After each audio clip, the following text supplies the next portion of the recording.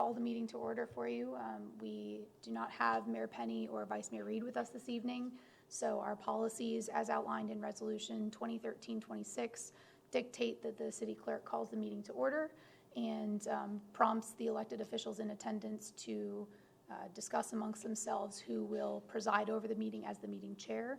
So if you all could facilitate that discussion right now, that would be great. So if anyone would like to volunteer, if anyone would like to nominate another member.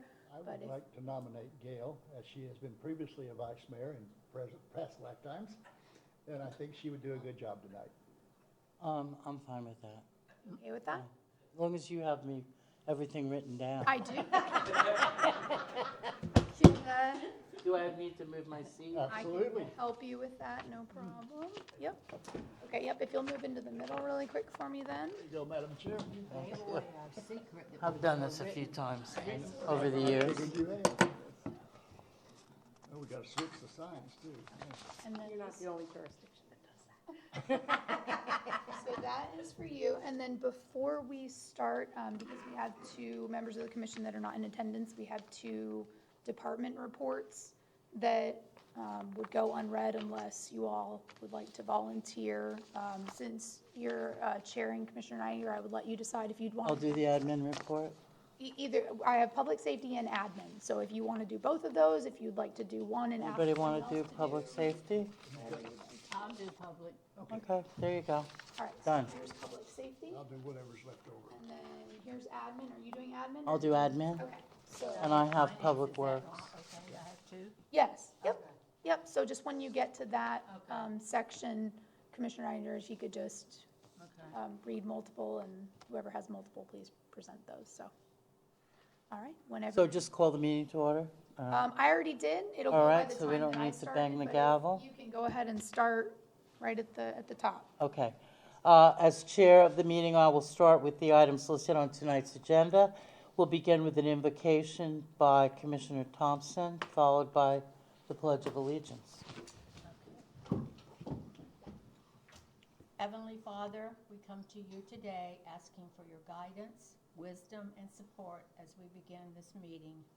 Help us to engage in meaningful discussions and lead us to solutions that will benefit everyone involved. In Jesus' name, amen. I pledge allegiance to the flag of the United States of America and to the republic for which it stands, one nation, under God, indivisible, with liberty and justice for all. Okay. And Carly, we call the roll, please. Nidinger, Here? Thomas, Here. Thompson, Here. Reed, Penny. Okay, I guess the first thing now on the agenda would be the reports, and we'll start with the public safety report. Commissioner Thompson. Good evening. Preventing house heater fires. Although trending downward since the early 1980s, heating fires remain the second leading cause of home fires in 2021. An estimated 32,200 homes heating fires were reported to the fire department within the United States. These fires caused an estimated 190 deaths, 625 injuries, and $442 million in property loss. Keep anything that can burn at least 3 feet from all heat sources, including fireplaces, wood stoves, radiators, portable heaters, or candles. Always plug space heaters directly into an outlet and make sure its cord isn't damaged or frayed. Never use an oven to heat your home. Maintain heating equipment and chimneys by having them cleaned and inspected each year by a professional. Visit the U.S. Fire Administration Home Fires page at www.usfa.fema.gov/prevention/home-fires to learn how to prepare for and prevent home fires, including tips for individuals with disabilities. and older adults. And if anybody did not get that website, I'm sure if they called in, they'd be able to get it. Thank you. And you want to continue with the finance report?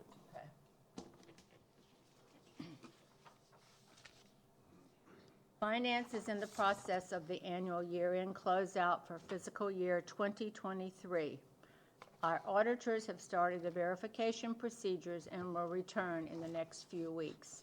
And ad valorem tax collections for the fiscal year 2023 to 24 started coming in during the month of November. Collections to date are $3,652,000, representing about 81.6% of the budgeted $4,477,185. All quarterly payroll, pension, and fuel tax reports are being finalized for submission for the quarter ended December 31st of 23. The annual W-2 and the 1099 NEC filings will be completed by January 31st. This will be the first year of electronic filings. Finance continues to work with FEMA on disaster and reimbursements for Hurricanes Ian and Idalia.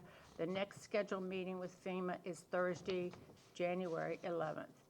The fire station cumulative construction costs paid for this project through December 31st are $6,476,000. Total does not include the land cost of $711,110, and that is my report. Thank you. Community improvement? Thank you, Mayor. All right. Thank you, Assistant Vice Mayor. Okay. I called you Mayor. Did whatever. I'll answer to anything. My report tonight. We have gone live with Intergov. The URL for the new program can be found on the city website. The permit for a new house at 7176 South Shore Drive is ready to be issued pending payment. A permit was issued for renovations at 1615 Pasadena Avenue for offices on the 4th floor.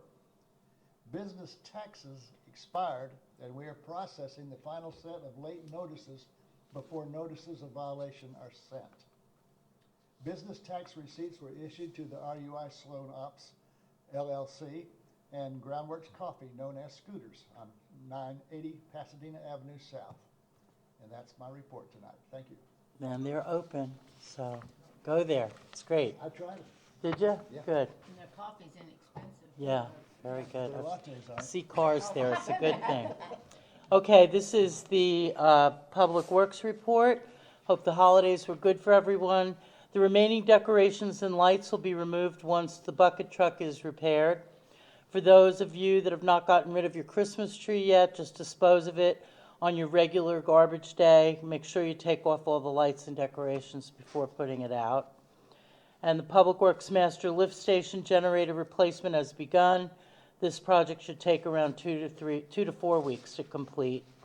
And we would like to remind residents of South Pasadena and non-residents that Hibiscus Hall is open for rentals. Contact the Public Works Department at 727-384-0701 for any inquiries. And now the Administrative Department report. I put the glasses on for this one. Okay, Happy New Year to everyone. We're excited about what's in store for this year, including more local murals, our upcoming spring events, and the completion of the new fire station construction in just a matter of months. Preparations are underway for this year's Art Spring exhibition and Block Party weekend. Art Spring will be held on March 22nd and 23rd, and the Block Party will be March 23rd. Mailings will go out for artists who have registered in the past, and new artists should contact the administration department to sign up. Interested in participation, but you're not an artist? Consider volunteering. Ooh, could be me. For information on signing up as an artist or volunteer, call 727-347-4171 or email cityhall@mysouthpasadena.com. The second round of local murals has kicked off and the call for artists is currently open. Artists can apply through January 24th to be selected for one of the 3 walls participating in this round. The new murals will be located at the Pasadena Bar and Grill, Kimberly Nails, and the Pasadena Shopping Center. For more information, visit creativepinellas.org or the city website, mysouthpasadena.com. The fire station construction project remains on schedule for completion late this spring. Progress has been steady and updates continue to be posted to the city's Facebook, so don't forget to log on and follow along. The city's page can be found at facebook.com/City of South Pasadena, Florida. The city offices will be closed on Monday, January 15th, in observance of Martin Luther King Jr. Day. And that is the administrative report. Okay. This is the time we'll open the People's Forum.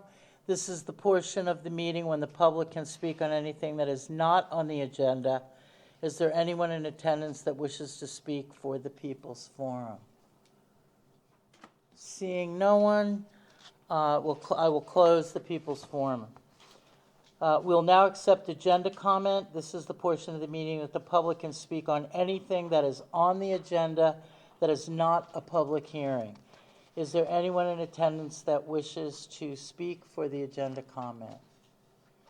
Seeing no one, I will close the agenda comment. And now we move on to item number 1. It's a public hearing for ordinance number 2023-05. Will the city attorney please read ordinance number 2023-05 by title? Yes. Ordinance number 2023-05.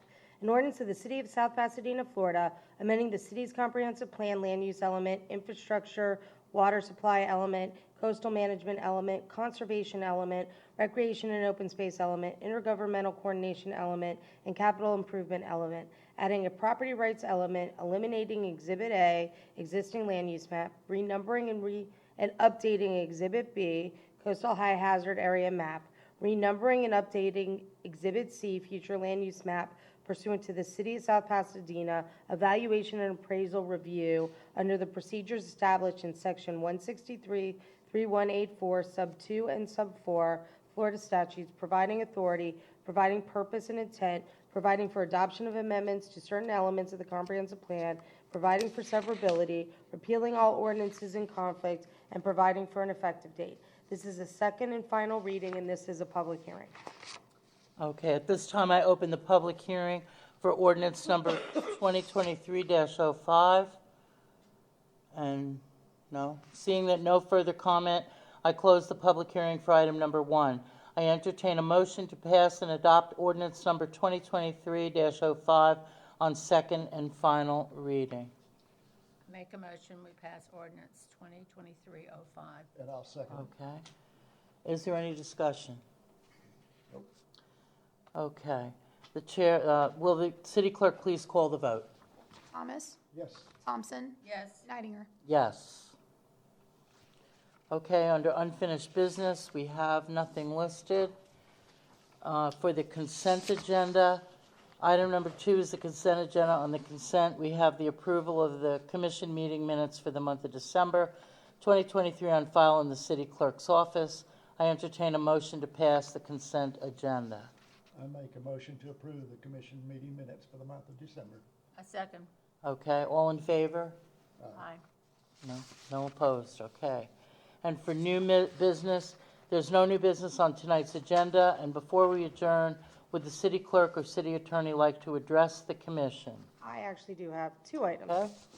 which I know I don't typically have, but there were 2 items that have come up since your workshop that I wanted to just bring to everybody's attention. The first relates to Causeway Village. Causeway Village and the attorney representing Causeway Village has filed a pre-litigation action under Florida statutes, under the Florida Dispute Resolution, Land Use and Property Dispute Resolution Act, which is a provision of Florida statutes which allows a person who, or an entity who doesn't like a decision of a governmental entity, a decision to deny, to seek a mediation over that. Mr. Ibellini, who is the attorney representing Causeway Village, properly filed it, and we have an obligation to both be responsive and find a mediator.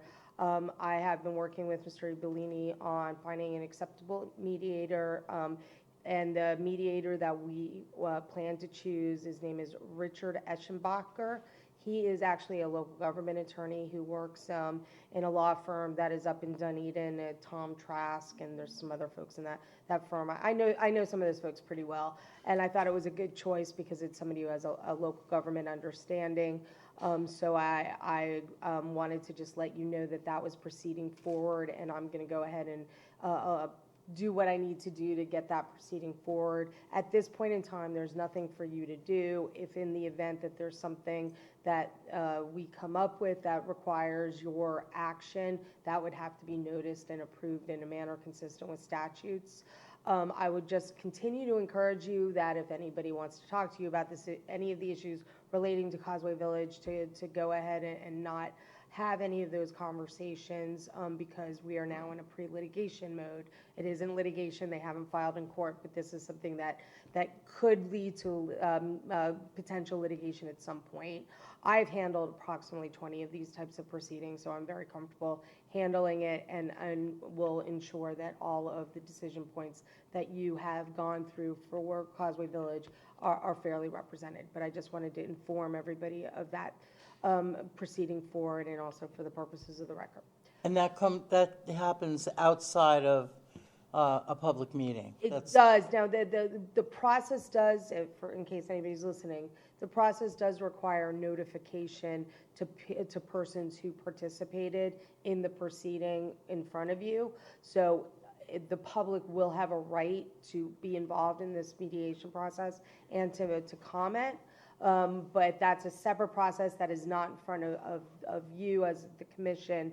And in the event something needs to be brought forward, that will also need to be noticed, and I will bring that forward to you. But it is something that we're obligated to participate in, given Florida statutory requirements.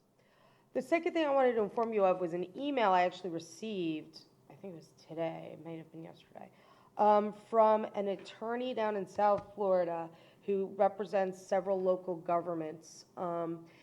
There was some new legislation that came out of late in the last session, which increased the level of financial disclosures that local governmental officers need to provide.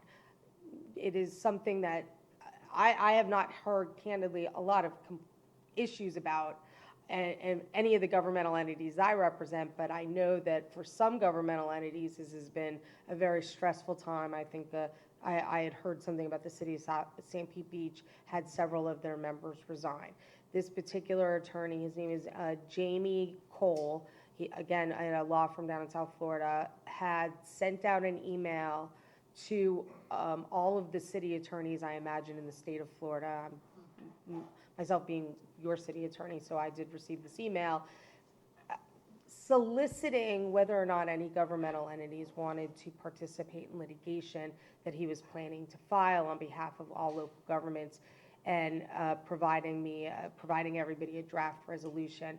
I wanted to just make you aware of this. The question of participating in any potential litigation, I don't know if there's merit to that or not. I haven't researched it, but they are asking for us to participate and also pay $10,000. So given that, and the fact that I actually reached out to other partners in my law firm represents a lot of local governments all over the state of Florida, in the north, central Florida, and in South Florida, and also asked about whether or not the Florida League of Cities had a position on this particular litigation, and I am told that the Florida League of Cities isn't taking a position on the litigation, but isn't necessarily pursuing this type of litigation. And secondarily, no other attorneys in my office are going to be recommending to their governmental entities they participate. But I did feel, just because when you're out and about dealing with other governmental entities, that you might hear something about this, I wanted to at least bring it to your attention and to let you know that I'm not recommending our participation, but certainly if... And this is with regard to Form 6? Yeah, and Form 6. Saying that there's a legal issue with regard to it. Right. And again, I haven't researched it, candidly. I I knew that the law had changed, but I did not necessarily see it as problematic to anybody that I represent or any elected officials that I've worked with. So I read the article about St. Pete Beach, and then I saw this email come in, and I wasn't 100% sure why this became dramatic, I guess is the best way I could say it. Well, and I've never received an email like that. I've been in government for a long time, so I thought it was kind of an interesting email. But I also wanted to bring it to your attention and also wanted to note to you that even if we did decide to participate, they're asking for $10,000. I would say if that's something that we did want to proceed with, we should talk about whether or not we want to do it, and also whether or not you would like my firm to represent you versus an attorney down in South Florida. But that being said, given the League of Cities isn't taking a position on this, and I'm not seeing a lot of the other attorneys in my office think that there's a lot of problems with this particular legislation. Maybe people don't like it, but from a legal perspective, whether or not there's a significant issue, I would not recommend it. And I just, like I said, you might hear about it, so I wanted you to at least Well, I hear it figured from me. we were going to hear about some of that. Right. From what we've seen going on in other cities. So But I wanted you to at least hear it from me. it's a personal choice that they made, so individual commissioners. So I guess you could have made that choice by December 30th, and if you didn't, whether you like it or not, it is what it is. It is what it is. And like I said, maybe there's some legal merit to it, and other cities will decide to proceed out forward, and they will prevail. I just can't recommend to you at this point that I think there's value in that. Okay, thank you for that. And City Clerk, did you have something? No, we're good? So with no further business, I adjourn this meeting.